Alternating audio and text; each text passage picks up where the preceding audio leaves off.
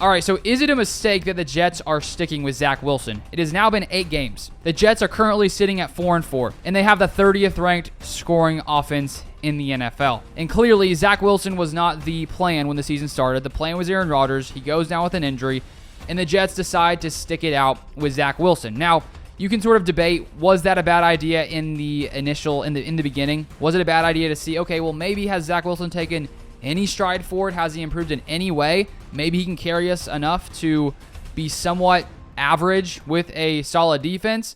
And so far, the Jets are, pretty average, 4-4, even with a really, really bad offense, thanks to the play of their defense so far. But this is not a very good team, and it's been 8 weeks, and we've consistently seen Zach Wilson still struggle. I mean, the offense struggle as a whole. Offensive line, one of the worst in the NFL. The receivers have not really played great. I think the play calling at times could be questionable. I mean, you look at the 30th ranked scoring offense in the NFL. I don't think Zach Wilson is the only problem, but he still hasn't really done anything to salvage what's going on around him, and he hasn't been able to raise the level of play of everyone around him, which they, of course, hoped would happen when Aaron Rodgers came in. And I want to read a quote here from Robert Saleh in the past few days. He said this.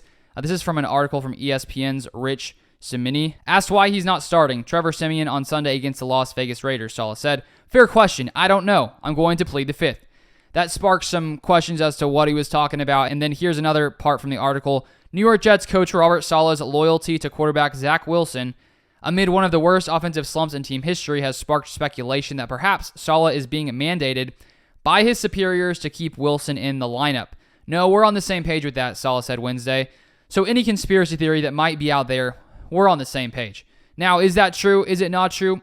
I'm not sure, but I think that the Jets, either they really think that Zach Wilson is their best option, which I just find it hard to believe that they really think that out of all the options they could have gone with after the Rodgers injury, that Zach would have been the best, in my opinion. Now, maybe he's better than Trevor Siemian and Tim Boyle. I don't know if those guys would really raise the play of the offense in any way. But let's say, for example, Joshua Dobbs, who just got traded to the Vikings. The Jets, if they really wanted to maybe take some kind of step forward, could have traded for Josh Dobbs. They could have offered slightly more than the Minnesota Vikings if they were really going all in on this season. And I really think what's happening right now is when you look at the fact that they traded for Aaron Rodgers, they made the move to get, one of the best quarterbacks all time to come into New York and hopefully be able to pair up with a really good defense and finally have a team that is capable of going far in the playoffs. And when Rodgers went down, I think they all knew, the front office, the head coach, most of them knew that, the odds of them finding anyone close to Aaron Rodgers' level of play was just not going to happen. So late into, the fact the season had already started, maybe if it had happened a few months before the season, you could have made a better kind of move or really had time to plan for something like that. But when Rodgers goes down, you sort of recognize that, okay, what we planned, that's not going to happen this season. And so maybe you hope that Zach Wilson can carry you, but we saw last year that he wasn't going to be able to carry you. So I think if you're the front office, in a sense, you looked at it and said, okay, if Zach Wilson comes in and plays much better than he did last season, maybe we actually are a playoff team. Maybe Rodgers can return if he heals very quickly from his Achilles injury. But then on the downside, if Zach Wilson isn't very good, the offense isn't very good, you do get a better draft pick, which I still think and wonder if maybe, the Jets ownership is sort of okay with a average year or down year just because they hope and expect Rodgers to for sure be back next season. And I don't think they want to miss out on a year with Aaron Rodgers just for, every reason. They would be, which they were going to be, one of the most talked about watch teams in the NFL with a very good chance to potentially make a playoff run. And I think it's going to happen. I think they're going to give it a go next year as well.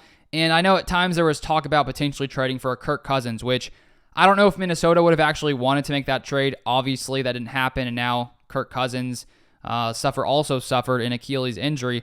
But if you did bring in a quarterback like that, who's maybe close to top 10, if not in the top 10 these days, then I think you sort of make it interesting when it comes to Rodgers returning, because if Kirk Cousins carried this team through the playoffs and they had lots of success, I think the idea of there would be debate as to, should Kirk Cousins be the QB? Should Aaron Rodgers be the QB in 2024? And I think that there's just a much bigger attraction if Rodgers is a QB in 2024 in New York, regardless of the success the Jets have in 2023. So, in my opinion, I think the Jets could have done more to potentially found another QB that could have taken you made you slightly better than you are right now. But I really don't think there was a move they could have made that would take this offense from 30th ranked scoring offense in the NFL to 10th. I think it would have been more like maybe they go from 30th to 20th. Maybe you're slightly more competitive, but I still think, let's say you made a move for a guy like Josh Dobbs or Carson Wentz.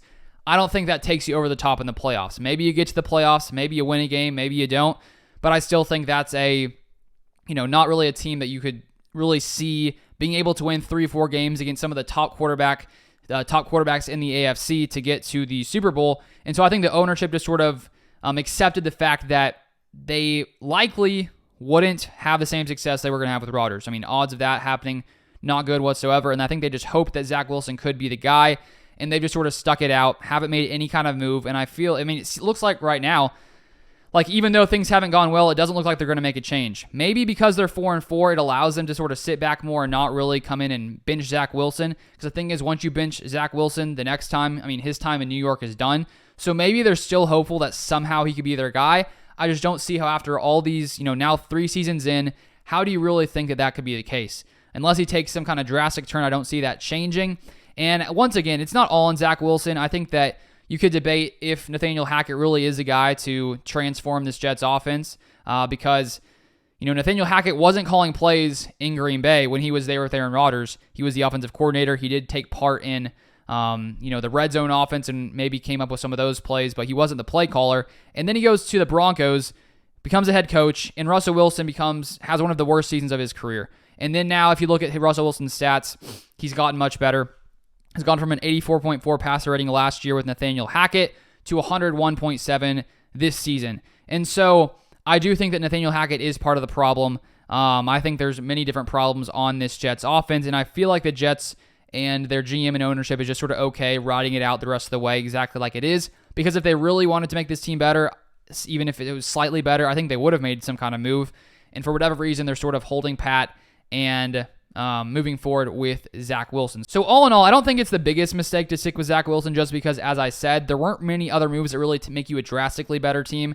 I think it just hurts your draft position for next season. And if the Jets continue as they are, they're going to have a better draft pick continuing. If the offense continues to play poorly, then maybe you can draft a quarterback to come in and learn behind Rodgers a few years, and then maybe that works out that way. So I don't think it's terrible to stick with Zach Wilson because, as I said, there's not many better options right now currently at this point that will really take you over the top. So that's it for this one. If you want more NFL content, feel free to subscribe down below.